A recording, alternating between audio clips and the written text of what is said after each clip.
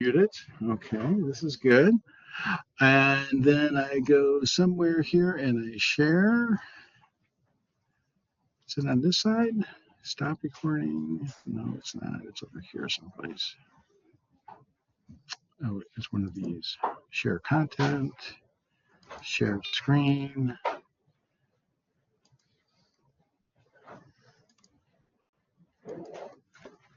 Share, entire screen. That's it. Share system audio, share screen, share. Oh. And then, okay, so again, I'm going to give this a shot. I won't be using the board. It's kind of weird about it because obviously I can't record the board. This material is pretty straightforward though, and I don't think it will be impacted. Okay, so we were talking about UML, which is, oh yeah, I thought I pushed it. Thank you. Yeah, so we're talking UML, which is a modeling notation for object-oriented systems. And I'll need my glasses.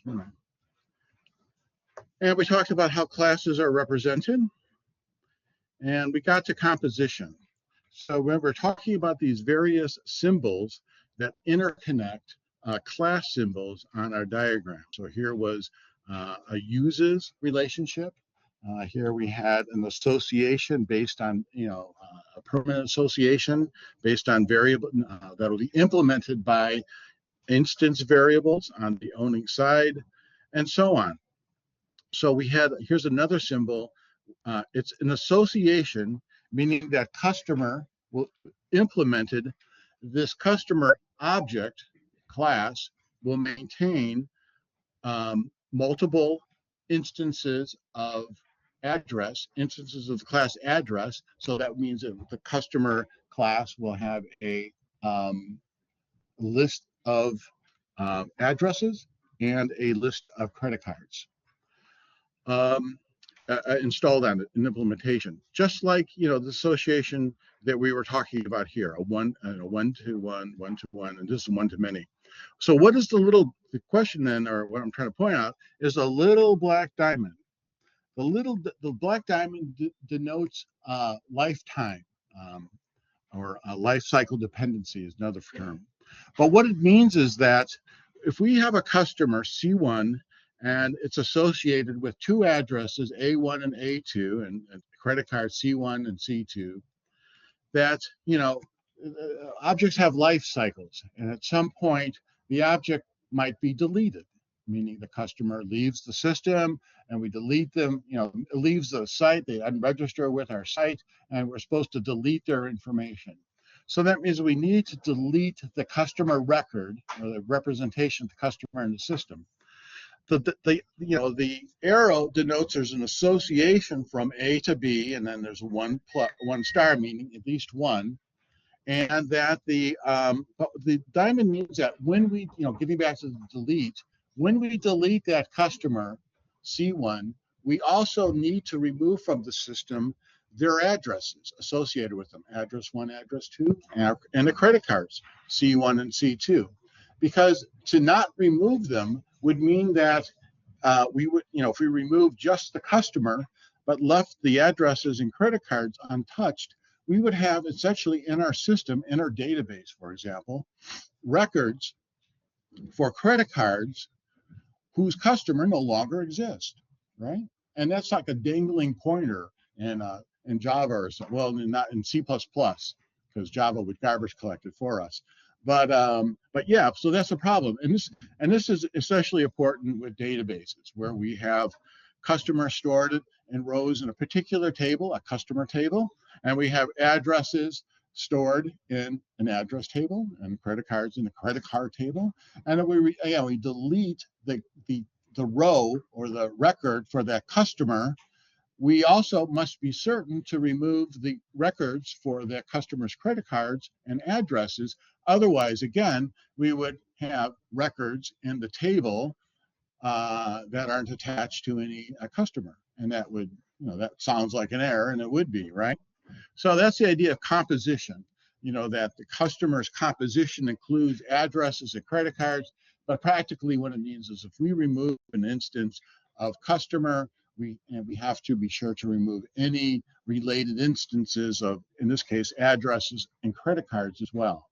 Any questions about that? That's very important in databases and foreign key references and stuff. If you cascade delete rings a bell, if you've taken databases, then that's what that's about. Interfaces. Well, I got several slides on interfaces. You probably should know interfaces already, but let's do it again. So interfaces allow the developer to describe methods or services separated from the implementation. An interface describes the method signatures that will be provided by the implementing class.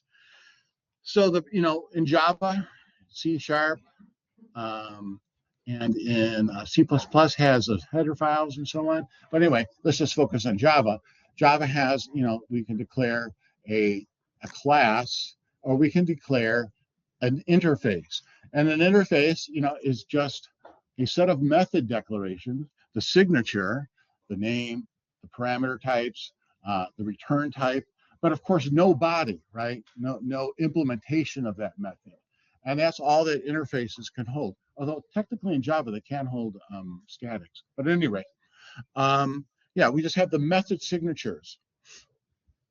And so can we create an instance of an interface? Can we say new interface or new, here's an example, customer service. Here's a class that represents customer service. Here are the method signatures that the interface defines. Again, we have the name, we have the name of method name, and then the name of the an argument, a parameter, the type of that parameter is a list of strings, and then a return type, not void. And then here's another with a return type of an instance of customer and so on. Can we do a new? Can I say in my code, new customer service? Would that compile? No, right? Because there's no body, there's no methods on this code, right? This is just the methods, signatures, but it's not a class, it's an interface. I mean, so it's real clear. So in UML, an interface is denoted by a class, symbol, but with an interface stereotype. And so that's, again, there was the name of the signature. We'll go back to it in a second. But I want to show that here we have, now it looks like inheritance, right? A closed triangle with a line coming off of it, but inheritance or extends was a solid line. And I don't want to go back to it. This was a solid line. If it's inheritance, if it's a class implementing an interface, it's again a solid triangle, but it's a dotted line. So that that is so with this to work correctly, and the tool would enforce this. This end must be an interface, and this end, no, you can't. I don't think there's inheritance between interfaces. I believe works. Yes, with you, I've never tried it. Anyway, it has to be a class. This has to be a class. So in terms of client server, we have a client that needs services, and the services are defined by the interface. So instead of showing this dependency, saying this client needs an instance or references the server, we show that the client references the interface. And we'll talk about, that in more detail. But the idea is that in our design, we couple the client classes to the interface and not to the implementing class. So that means that this class needing this interface or these methods could, use this server or a different server. We could have two different classes implementing the same interface, maybe different databases, maybe it implements a data access object. The interface defines a data access object, and we could have one implementation for a relational database and another implementation for a non-relational database or something like that. We could have two separate implementations of the database interface for different database technologies. But from the client's perspective, they wouldn't care which implementation you're actually using, because the client is not written against a particular database. The client is designed and implemented against the interface. And any class which implements that interface is perfectly okay with the client, as long as the implementation is correct. So that's the idea of interfaces. They're basically, you've probably been introduced to them before. I've heard, them described as contracts by, whoever teaches object-oriented that course, that an interface is a contract with the client saying that, any class implementing that interface is going to provide these methods and, and behave in a particular fashion.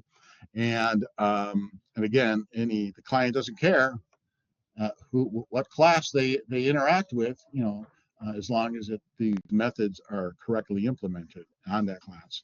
So it decouples the decouples the client class from the implementation class.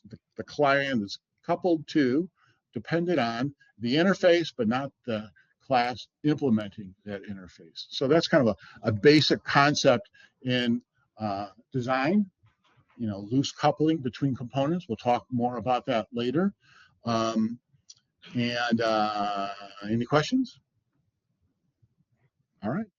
Here is an example, just to, maybe refresh your memory. Here's a definition of an interface. Normally this would be class, right? If this was a regular class. But here we have, this is a perfectly valid definition, declaration, I should say, of an interface, public interface, and then the name, and then just the method signatures, but terminated by a semicolon instead of an open brace, with the body of the method. So in UML, we express an interface again as a class symbol, but we give it the stereotype interface, and then boom, it's treated, the tool will treat it as an interface. And then here's an example again, we have a class that implements that interface. And really, not shown here is this class must provide an implementation of each of these methods. Every method in the implementing class must be, the implementing class must provide a method, definition for that, or implementation. I'm using implementation too many times in those sentences, of each of these methods. And then we can't create a new instance of that class. There's two ways of showing an interface. This is the long version, if you will, where we have the name and any stereotypes and the method signatures. And then there's a shorter, a more terse version in UML that is just basically this circle with the name, the same name as the interface. And the reason for that is, it makes it easier to use that interface it takes up less space. This takes up, just basically, so we're asking, I'm talking about how much space does the symbol take up in the diagram? And you might say, well, who cares? Well, if a complicated system will have many dozens of classes, and so the diagram will grow quite large and maybe unmanageable. So this is just a shortcut. This representation is sort of a terse representation of the interface we can use in a class diagram that doesn't take up as much space on the diagram, allowing us to, create smaller, more manageable, more easily understood diagrams, easier to understand, easier to maintain, modify, communicate with others, stuff like that. Okay, so quickly, something called a component diagram. And you're not really going to, I have to remember go back and look at the design side of the project. I'm not sure I asked for components. If this is my architecture course, that would be useful. But components, here's an example of a component. So a component is a unit of design, okay? A component is a symbol, but it represents a container, if you will, a container for classes, a set of classes which serve the same purpose in the design. So we can say that here is, I'll zoom it out a little, here is a a component, and we know it's a component because of the symbol. And again, UML has this particular diagram called a component diagram, and the tool supports that. And so what we have in here is what we're saying is that the design of the overall design of the system, the big picture, if you will, is divided into these units of functionality, right? These units of similar functionality. And so it just helps us to decompose, divide and conquer the design effort.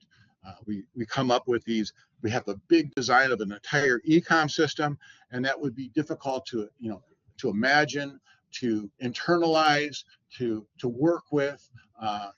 And so instead we do the divide and conquer, right? We break the big problem into small problems, and then we can address each small problem individually. Having solved all the small problems, we have solved the big problem.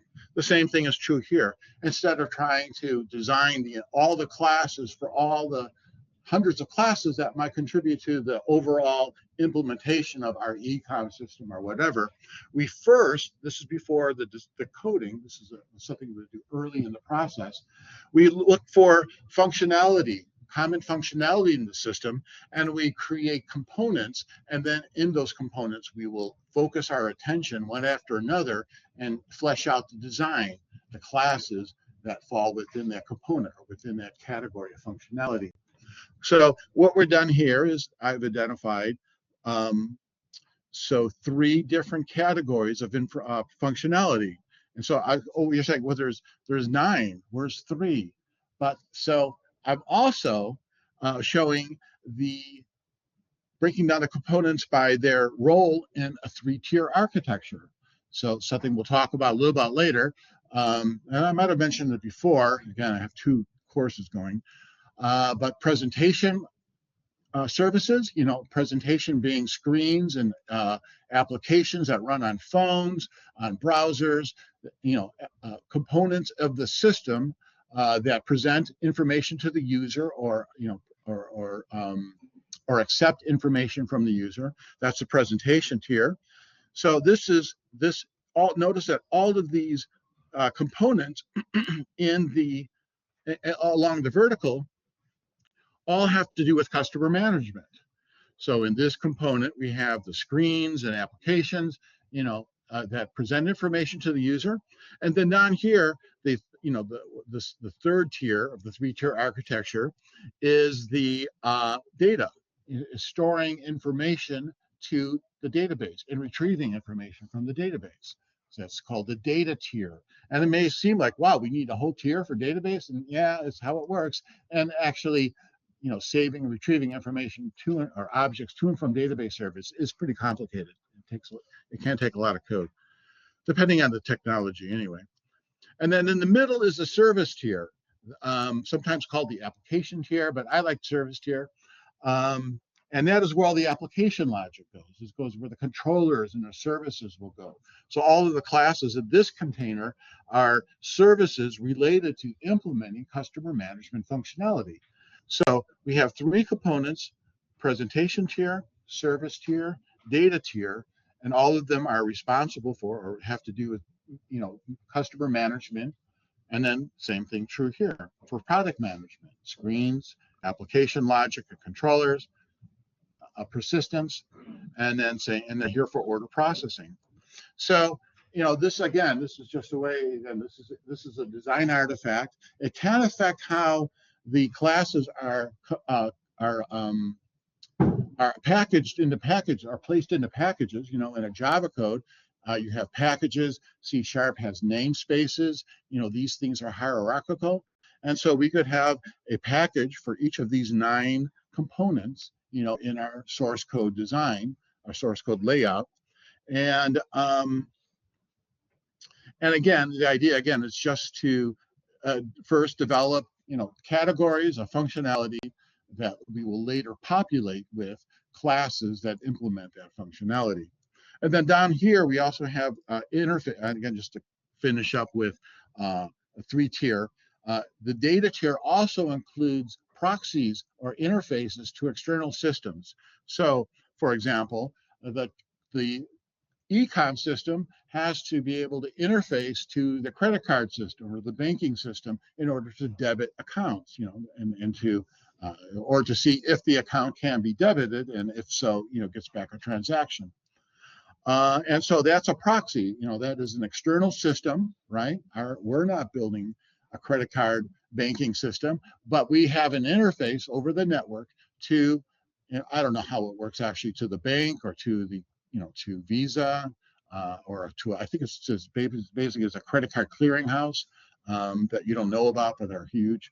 Anyway, and then the same thing is true here. Here's another warehouse service. So when we, process an order after the customer pays for and is debited, the credit card is debited, that workflow we talked about, process order. At the end, the system generates an order, and then that order is like a unit of information, a class or a record in the database, and it gets sent to the warehouse system or the fulfillment center, where it's actually items are pulled off shelves and put in boxes and sent off.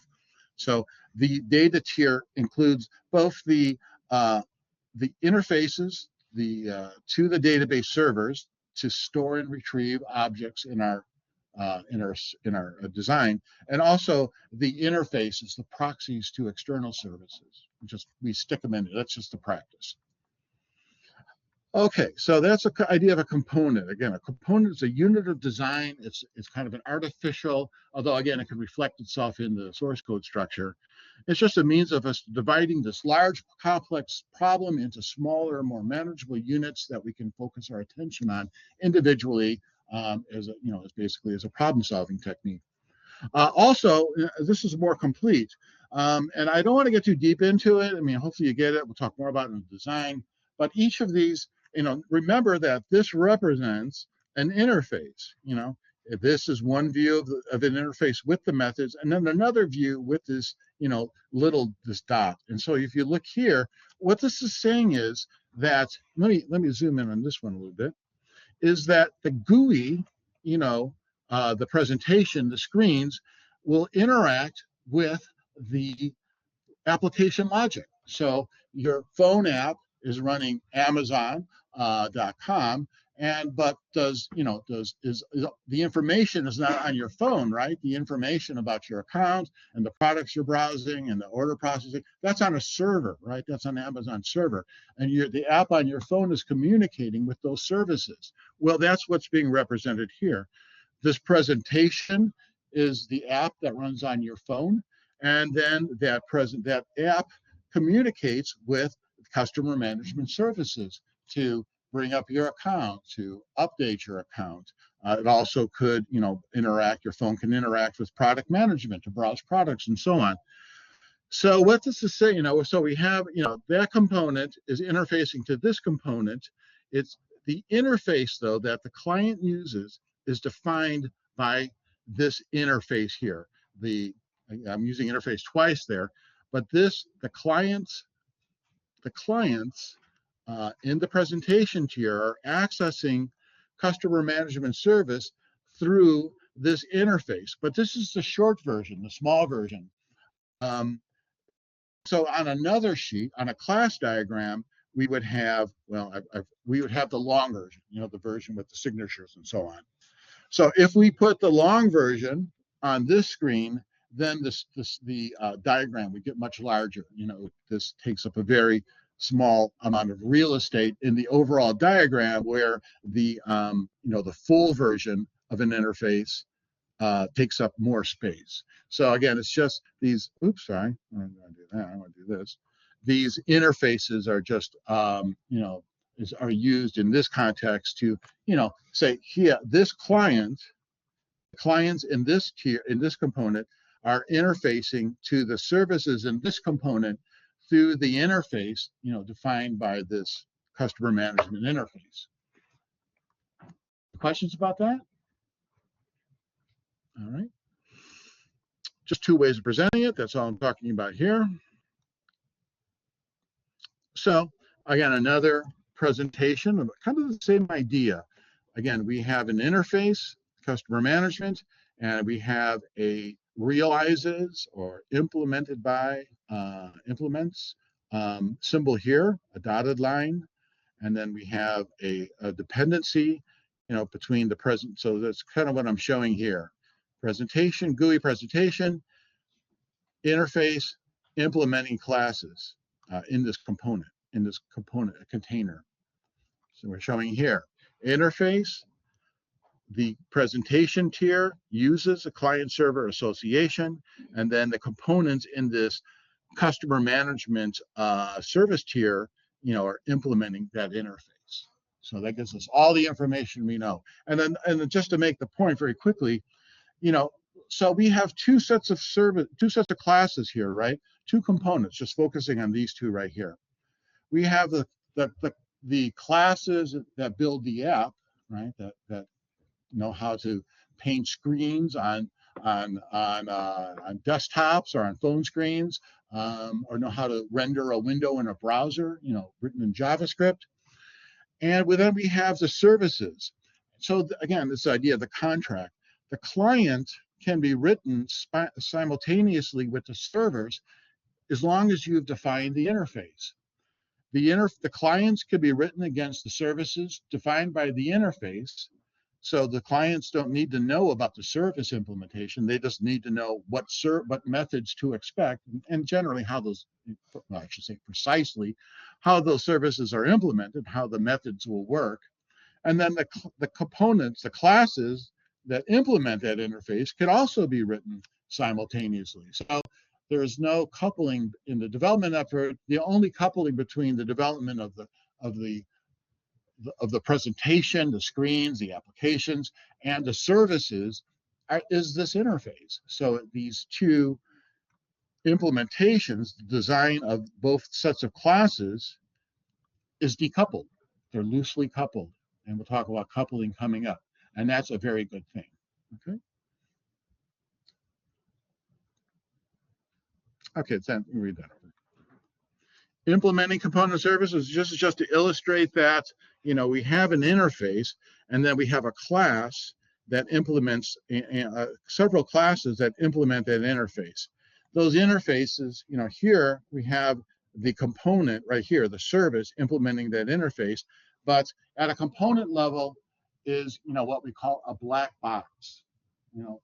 All we can see from outside the component at this level is that, oh, this interface is being implemented by that component. But we have no vision. We can't see into the component from outside. The clients of that component, the clients depending on the interface, have no knowledge of how those classes, or how the interface is being implemented, how those classes work. That's called a black box view. The clients of that component can only see a black box. But if we look at the classes inside the component, and ultimately maybe the classes being implemented, we see that, we have these classes. We have a class called customer lookup implementation, and it depends on some other a service class that we have to develop, a controller class, and so on. So this is the white box view, So the developers of that interface, implementing this customer management component or services, they have the white box view because they are writing the classes, the code that implements the interface. So that's kind of a white box, black box view of components. And this talks about, again, what I said about before, this is basically component diagrams are a high level, broad and shallow view of the system. Basically there's high level decomposition of all of the services. Each service that is defined by the requirements or the use cases has to be assigned to an interface and implemented by a class in a component. And again, it's just our way of breaking down this large design problem into small, more manageable design components that can be attacked separately, internalized separately. It's just more, easier for humans to work with that. All right. So, any questions about that? I hope this is recording. Otherwise, I'll just do it in the morning. Anyway, the deployment diagram. So here's another type of diagram. So again, this is, I'm just talking about this as a high level. But if you're going to on the team and you're building a system, okay, well, we can talk about classes and we can talk about interfaces, and we can talk about client-server relationships between them, and so on. But there's another aspect to this, is how are we going to deploy those services? We have these classes and these interfaces, and but how do we, in and of themselves, they're just, lumps of code. We have to, compile and link those into executables if it's C, or to jar files, in Java, or DLLs in C# and so on. And so that is the idea of a process. We have a set of services, and maybe, we have customer service, from our previous example here. So each of these components could represent the implementation of a separate process, a separate executable, right? And that's another handy thing about components. They allow us to give some context into how these classes will be packaged together, linked together, and then finally executed as an executable on a machine in an operating system. As you should know, as a 3000 level, when you take operating systems, an executable is run as a process. Well, you're familiar with processes, I'm sure. So, a process running on a machine, hardware or a virtual machine in the cloud, doesn't matter. And so what these diagrams, these deployment diagrams, is saying that, each of these components is, linked into an executable, and it will be hosted by or run on a processor, a virtual machine, let's say, and as a process. So you can see then, we have the component now, customer services, but here's a different representation of a component, and we're giving it a different stereotype, process. So that means that the components, the classes in this component, customer service, is going to be, we plan on, linking and building an executable that could be run on a machine as a process. And so, the diagram, that's one way we're showing, using UML, we're identifying the processes. And then this narrow rectangle represents a machine. If we want to run a process, we need a machine. Well, how many machines? Well, I don't know. How do we, we need a design. We need a design for that. We need a plan and design for that. And we can use these UML deployment diagrams for that purpose. So we have 3 processes, and we're going to run them on 3 machines. So, we need to deploy 3 machines. We need to set up 3 virtual machines on our cloud provider, whatever. We need 3 machines, and those machines will be configured to run those 3 processes. And then they're showing the little arrow between them saying that, well, this machine needs to be reachable across the network to that machine, and that machine to that machine, and so on. This machine is running the database server, for example. So this is just, these diagrams are just a tool to allow us to plan the deployment diagrams of our system on physical hardware versus physical or virtual hardware, when the time comes. And that's basically what it says here. Diagram allows the architect to visualize. That's, usually the lead tech. Architect is usually the lead developer, lead tech, to visualize how the processes will be deployed in the production environment, how the system will be distributed across local or wide area network, in a data within a Amazon Web Service regional data center. Basically you deploy your applications in the data center in a particular region or across multiple regions. And then another thing you can set up is the firewalls. So if you have a web service that is public facing, meaning, the Amazon has servers running on routers that are accessible from the internet. Otherwise, we couldn't reach them from our phones. And so this is showing we can use these deployment diagrams to illustrate where we want to place our firewalls to protect the system from the external firewall, from the external internet. And then there's usually a subnet of DM. This is also called a DMZ, the demilitarized zone, where we have our servers that can, be reached from the internet. and then there's another firewall between that publicly accessible server is a load balancer in this case. And then these are the machines, the deployment diagram. So these are machines running our application servers, running our servers. And there's another firewall between that. That's common practice. We have the public firewall, and then we have an internal firewall that keeps anyone who breaks into this server from accessing these servers. This is called DMZ. And then another, if we're really secure, we want to be secure, then we can put another firewall between our application servers and the databases themselves. Because the databases, that's the sweet spot, right? That's where the credit card records and such are stored.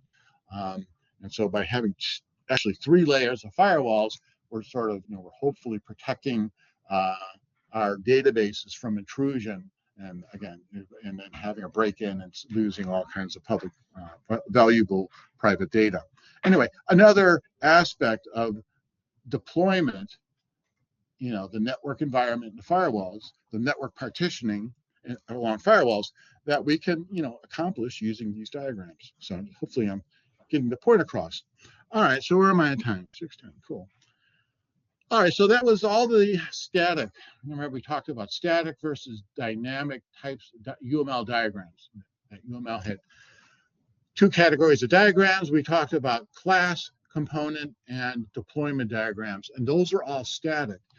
And again, static means that the information that is presented on those static diagrams, class, component, and so on, are fixed at compile time, or when we deploy the deployment diagram. It doesn't change at runtime. There are aspects of the design of the system that do not change at runtime. Where the dynamic diagrams are used to describe aspects of the system that change at runtime. And we have 2 examples of that. We have activity diagrams and sequence diagrams. Now, we talked a little bit about activity diagrams already, when we talked about use cases. And then we'll talk a little bit about sequence diagrams. But you'll need, thinking to myself, you'll need the activity diagrams for phase 1 of the project, because you're going to be doing use cases, and I'd like you to express your use cases using an activity diagram, just because. The sequence diagrams you won't need for another, while, another 4 weeks actually, maybe 3, when we talk about the design, for phase 2. Phase 1 is about requirements gathering. Phase 2 is analysis and design. We'll talk about that next week.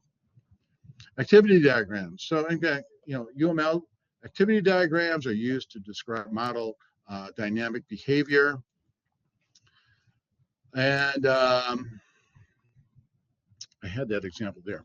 So you recall from our discussion of use cases, an activity diagram, especially if used to describe a use case, scenarios, are divided into 2 columns called swim lanes, one representing the actor, or in this case, the role, customer, and then the system.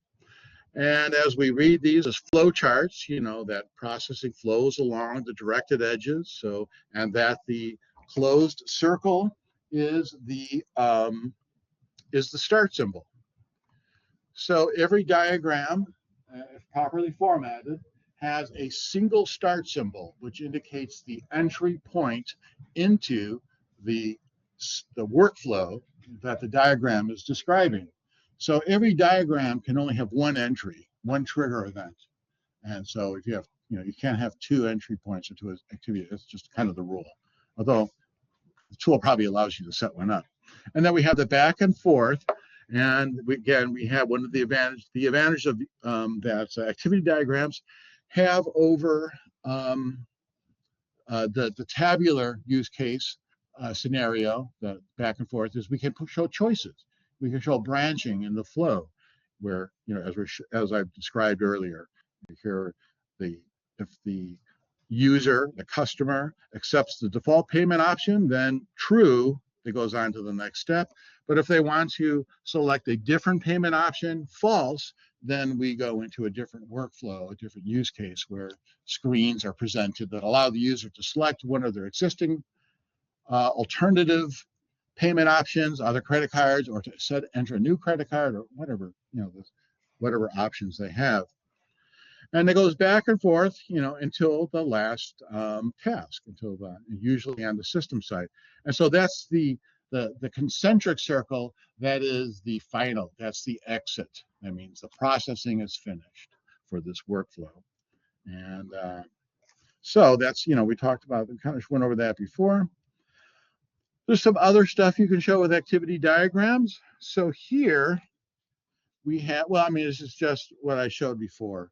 We have one entry point that goes into these symbols are called task.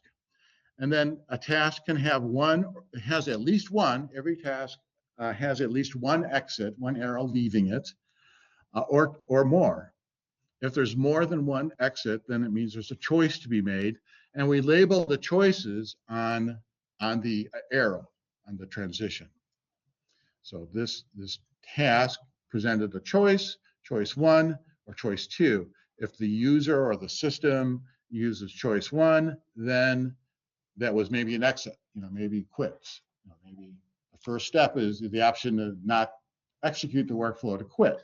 So that's what the termination there about. And then here we have task. One thing about these is like if statements. We have two choices, and we can only take one of the choices. The execution of the activity can only go along choice 1 or choice 2, not both.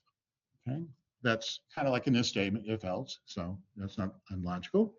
And then, of course, we can join both branches, execute their alternative task, but both will, when finished, will join with task 5, then to task, when 5 is finished, task 6, and then task 6 is finished, we're finished. The whole process is finished. Again, trigger event, the entry, exit, and choices. Okay? Every diagram has a single entry point. I don't know why it doesn't like that. An activity diagram can have multiple exit points, as illustrated here. And then fork and joins indicate tasks that can be performed in parallel. So here is, this is not describing a use case, right? This is describing maybe a workflow, maybe instructions. In this case, it's instructions for preparing and enjoying a tasty beverage. So this is an example I used from a different course, but I'll toss it in here as well. So the idea with this example was that you and perhaps the reason I bring this up, multiple people, because of these forks, are maybe with your apartment mates, and you're getting ready to leave in the morning, and you want to make yourself a tasty beverage, a tasty caffeinated beverage. So that's the entry point. And so the first choice presented to the group is, coffee. And so the choice is look for coffee, and it has two branches. No coffee, that's the condition, or coffee, we have coffee, coffee found. Let's ignore no coffee for a moment. And so if we have coffee, then we need to prepare the coffee maker, right? And so that's what this symbol means. It's a fork. So if you take an operating systems, we have fork. A fork is, to create a new thread of execution. We have a single thread of execution, and then that thread forks, and now we have two threads of execution. And what is the feature of two threads? If you have a multiprocessor, both threads can be running concurrently in parallel with each other. And that's what these forks designate. Each of these lines, to their task, indicates their own thread. So this single thread, the single activity, is being forked into 3 sets of activities, but those activities can be executed in parallel. So that's another capability of activity diagrams, is the ability to describe, the forking of an activity into separate parallel activities. And so let's look at that. So we need to prepare the coffee maker. So one, if there's 3 roommates, then one roommate couldn't be getting the filter, putting the coffee filter, putting coffee in the filter, and then putting the filter in the coffee maker. Though now that I'm looking at it, you do that opposite, wouldn't you? You put the filter in first, and then you have the coffee. But whatever. And when they're done, so they're done. That's their role. Person one, they're done. And so they hit this fork, and now their activities halts right there. So they're kind of blocked. The second activity, the second fork is, another person adds water to the coffee maker. So at the end of their activity, they're enter the same. This is called a join. I guess I should mention that. The fork is when the thread splits into multiple steps, and the join occurs when, I'm going to take roll again, when two split activities both reach a conclusion, then the process continues on to the next step. So what we're saying here is we can't switch on the coffee maker until we have the filter with coffee in it and we have water in the maker. And then when both of these activities are finished, then this join is satisfied and the execution continues with the next step.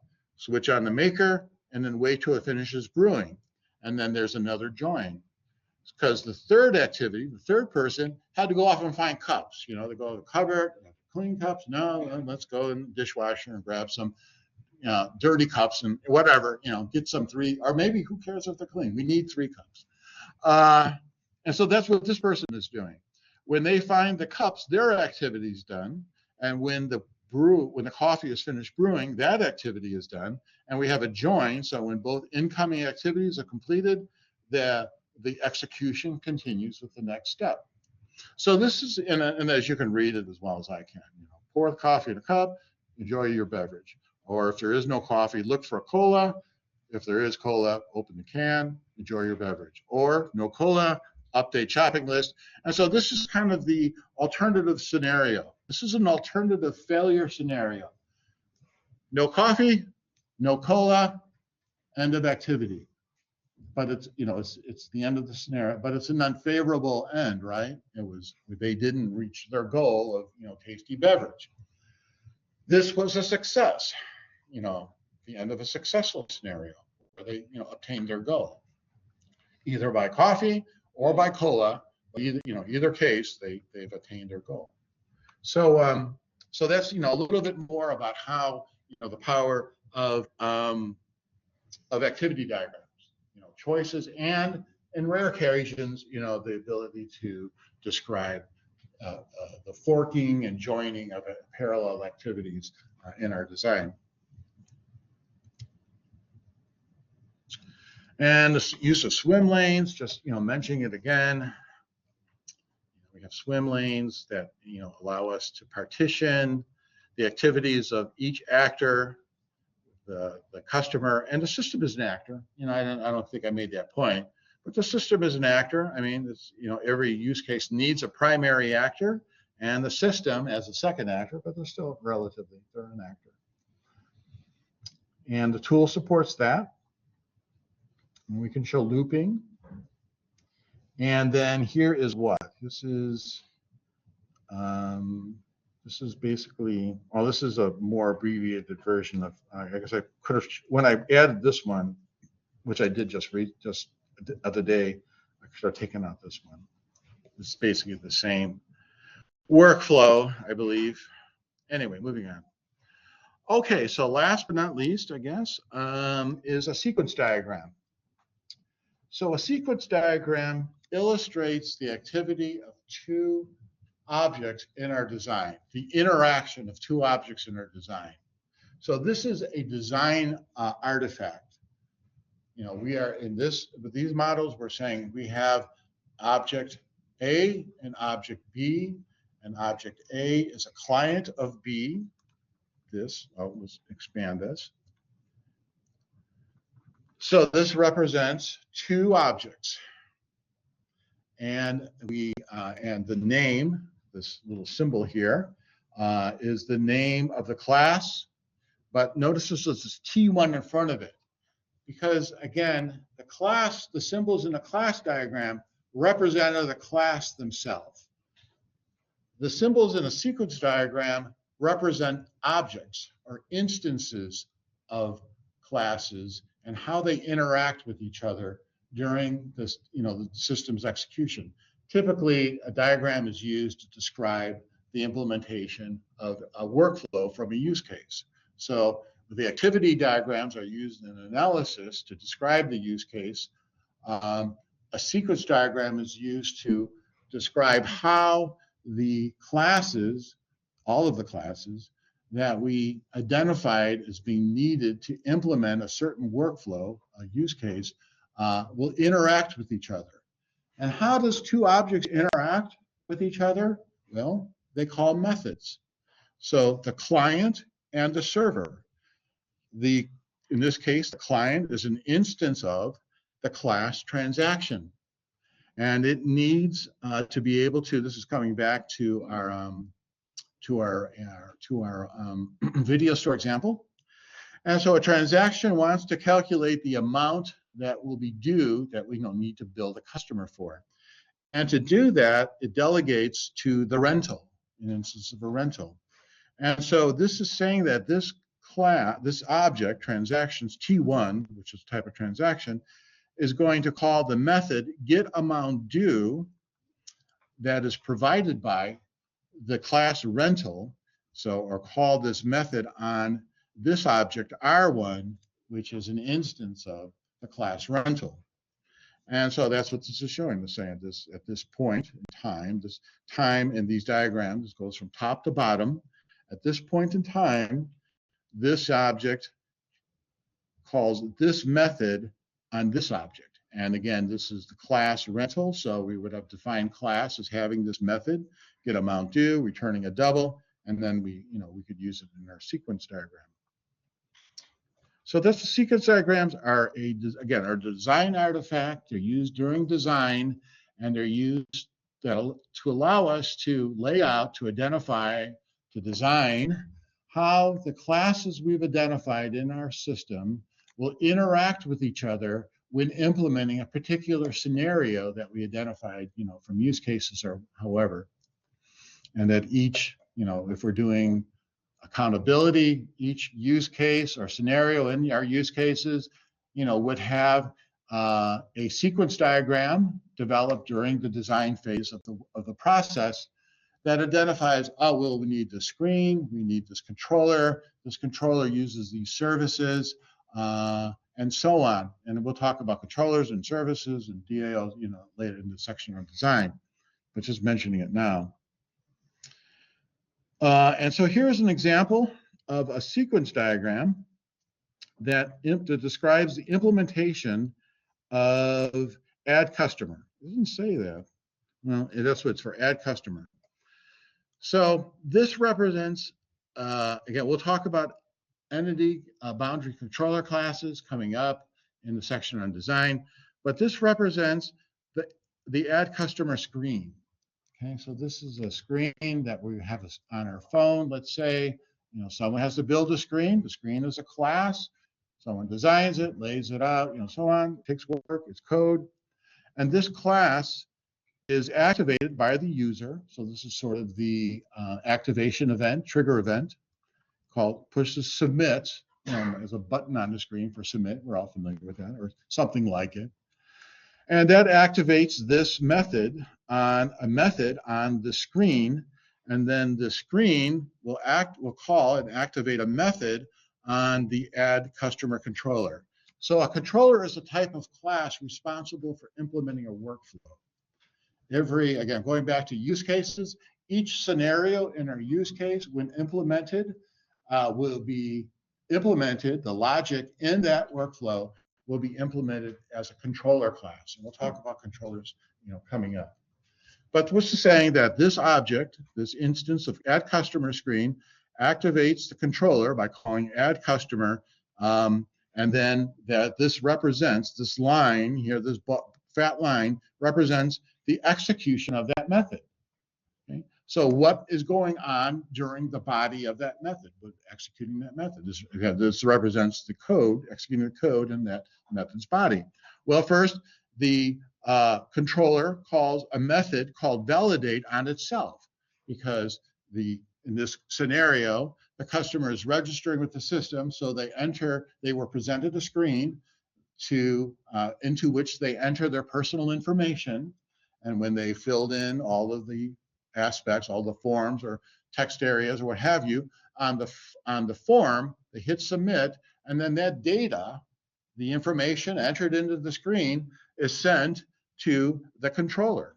The controller accepts that information, name, address, age, and so on. It wants to validate it.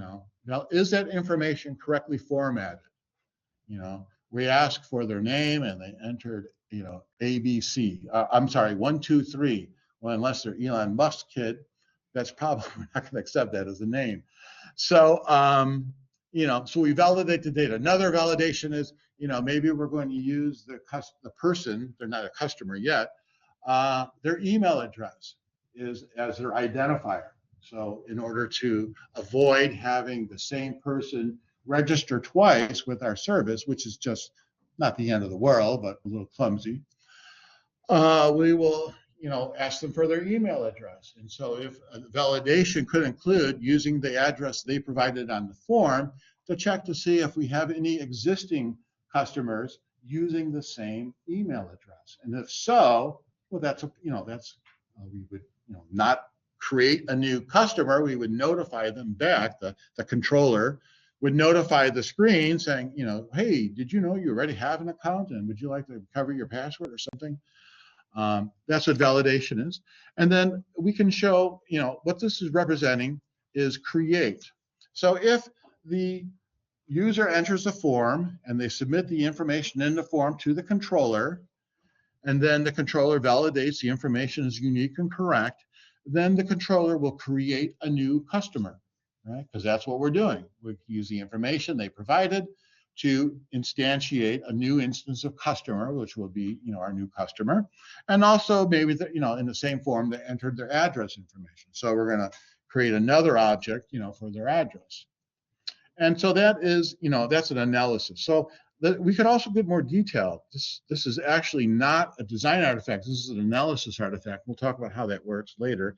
Here is a design artifact. And just the difference is the amount of detail. I actually have plenty of time. So here, kind of the same workflow, but with more detail. It is exactly the same workflow, but more detail.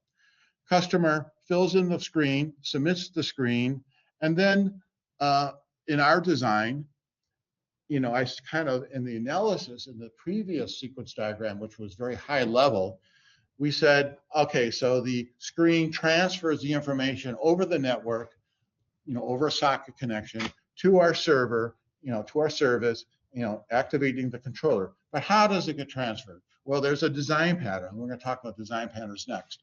A design pattern called a DTO, a data transfer object. So what this could be is a class, or maybe it's a dictionary, just a data structure, a dictionary, name, value, pairs, containing the information that was entered in the screen. So how does this information entered in the form make its way to the controller class, the method call? Well, notice now add customer has a signature data add customer DTO. So the screen, come on, give me a break. The screen first creates an instance of this data transfer object into which it copies all of the information on the screen, first name, last name, date of birth, address, and so on. And then when it activates the method, it passes as an argument that instance of the add customer DTL. So that's how the screen transfers the customer's entered information over to the controller. And that would be a good thing for your design. That would be a decision that has to be made. How is the data being transferred over? Is it a dictionary? Is it a JSON string? A dictionary? Is it an instance of this class? You have to make, somebody has to make that decision and then put it up. And just going a little bit further into it, here is the controller that is orchestrating. And we know it's a controller because of the symbol, but we'll get back to that. We now have a class for validating the customer.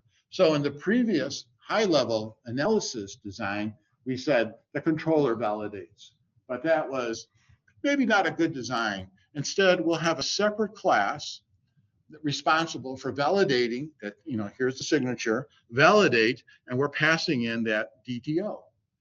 And it'll return a list of strings. So it'll look at each entry in the DTL, each entry the user entered, and will validate. And maybe they left the last name blank, and maybe they entered a string of alpha characters in for their birth date. Wasn't a properly formed birth date.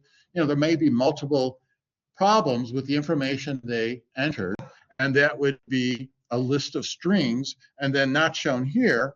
If this list of strings is not empty, that those string messages will be returned to the screen, where they'll be presented on the screen for the user to correct. And left the first, this name, this field required, this field format, date, month, date, year, or something. So if it's correct, if the list of strings is empty, and this is just by design, I don't want to debate the design, just an example. We build a customer. So we'll talk about this later on, but these are kind of design patterns in and of themselves. Validator classes take raw information and then validate whether it's correct or has problems. Builder classes take raw information and will build instances of classes with it. So the customer builder takes the raw data from the DTO and will build a new instance of customer, which it returns. Then, and so we're just going through the details here. And so again, this here, we add customer method, and then we have a solid line all the way to the bottom, and each of these lines that are extended from this method lifeline, it represent this object controller calling this method on an instance of customer validator, this customer controller instance calling this method on customer builder. So we've identified these services are needed in our design, and then we've identified the methods that they provide to facilitate those services. And we show how the client, the controller, calls the service class, the validator, or the controller, or this customer service.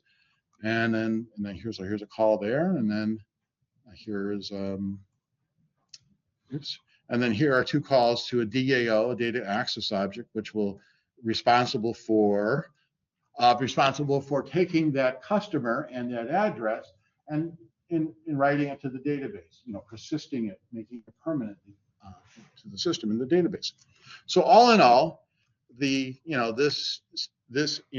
terms of UML, we are first we have to identify the classes and the methods on those classes as being needed, as implementing a service that the system needs to work, to fulfill its responsibilities, to fulfill its requirements. And then we're mapping out how those objects interact through which methods. And at the end of the day, we'll have the classes, the DTL class, the validator, the builder, the facade class here, the DAOs, and then we can code it up. But so it'll be a matter. Still a lot of work left, mind you. But we've gone from requirements to analysis to a high level, but detailed software design, and then we can use the class diagrams and the sequence diagrams to actually implement the classes and deploy them as processes on machines, and then it's running, right? So essentially with UML, we kind of can describe the whole workflow in terms of different models, use cases, activity diagrams, sequence diagram, class and sequence diagram, well, component diagrams for the, well, okay, so class and sequence diagrams for the activity, for the analysis activities, and then we can use deployment diagrams, component diagrams, class and sequence diagrams to describe the design of the software, the classes and their methods. Then we code those up, and then the deployment diagrams show how we have these components describe units of execution that we compile into executables or jar files, and then we deploy those executables as processes on machines, and again, we're done. So I'm just trying to show, that we can model the whole life cycle of the process of the project from inception to deployment, using these diagrams to help us plan and understand what resources we'll need, what classes we need. We can look at and say that, well, each of these requirements, remember when we talked about recording requirements, there was this traceability aspect. Each requirement should be traceable or implemented by some class in our design. So we identify the classes in UML, and then we basically have the name of the classes that we can, use for traceability, for each of the requirements. And again, if we have a requirement that we can't trace or assign to a particular class, we got a problem. We need to figure out how that requirement is to be implemented. All right, so that's trying to give you the whole picture. That's the last slide. Sequence diagrams produce different, okay, anyway, we're going to talk about design analysis and design in their own sections, and I'll kind of repeat some of the stuff I said a moment ago. But anyway, that's it for the section. Are there any questions?